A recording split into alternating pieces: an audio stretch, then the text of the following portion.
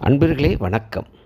நமது மனிதனின் உடல் உறுப்புகள் மற்றும் ஆடு, மாடு, பன்றி, ஒட்டகம் முதலிய விலங்குகளின் உறுப்புகள் கிட்டத்தட்ட எல்லாம் ஒன்றாகவே உள்ளது.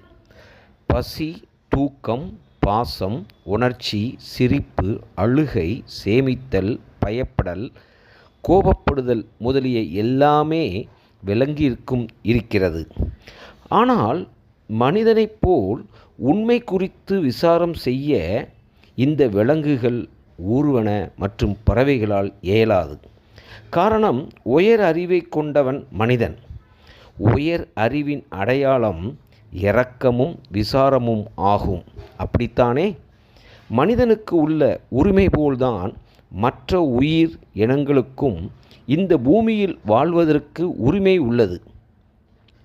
என்னை ஒருவன் கொல்வதற்கு உரிமை இல்லை என்று மனிதன் நினைப்பது போல் மற்ற உயிர்களை மனிதன் கொல்வதற்கும் உரிமை இல்லை. அப்படிதானே? அவைகள் ஒன்றுடன் ஒன்று மோதி சண்டையிடுவதற்கு ஒரே காரணம், அவைகளுக்கு அறிவு கம்மி அல்லது புலன் அறிவு மட்டுமே உள்ளது என அறிவோம். மனிதனால் மட்டுமே எல்லா உயிர்களும் இன்புற்று வாழ்க எனச் சொல்ல முடியும். உயிரை கொல்வது இயற்கை சட்டத்திற்கு முரண், பாவம். இது சத்தியம். உயர் அறிவால் பிறந்துள்ள நாம் அறிவால் சிந்திப்போம், அறிவால் செயல்படுவோம், அறிவால் இன்பம் பெறுவோம்.